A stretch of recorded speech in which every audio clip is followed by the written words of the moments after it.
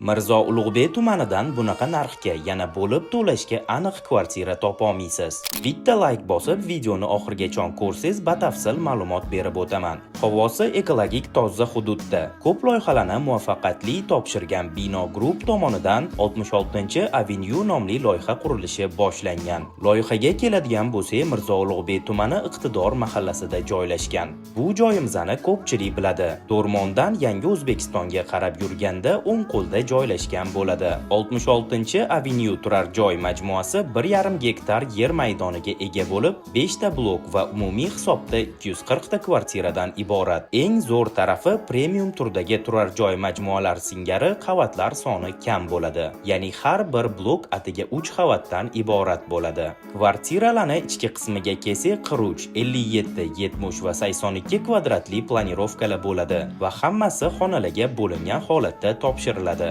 Xolasanglar tayyor remonti bilan yokida korobka holatida xarid qilsanglar ham bo'ladi. Hovli qismiga kelsak, o'rtada shunaqa daraxtlar ekilgan yashil hudud, atrofida skameykalari, yo'laklari, bolalar o'yingohlari va avtomobilingiz uchun parkovkalari bo'ladi. Hozirgi kunda ikkita blokka birinchi qavati deyarli ko'tarilib bo'ldi. 2027-yilning birinchi choragida turar joy majmuasi to'liq bitkazilgan holatda o'z egalariga topshiriladi va eng qiziq joyi to'lov masalasiga kelsak, 50% boshlang'ich to'lov bilan 15 oyga bo'lib to'lash imkoniyati ham bor. 1 kvadrat metr uchun narxi 7 million 400 dan boshlanadi. Bunaqa narxi aniq Mirzo Ulug'bek tumanidan topolmaysiz va bu rayon hozirgi kunda eng perspektivniy rayonlardan hisoblanadi. Bu joylarning narxi keskin oshib ketishi aniq. Sababi Yangi O'zbekiston bog'i, yangi aeroport, Olimpiya shaharchasiga bir qadam. Yashash uchun hamda investitsiya uchun juda ham zo'r taklif. Bunaqa taklifni e'tiborsiz qoldirib bo'lmaydi.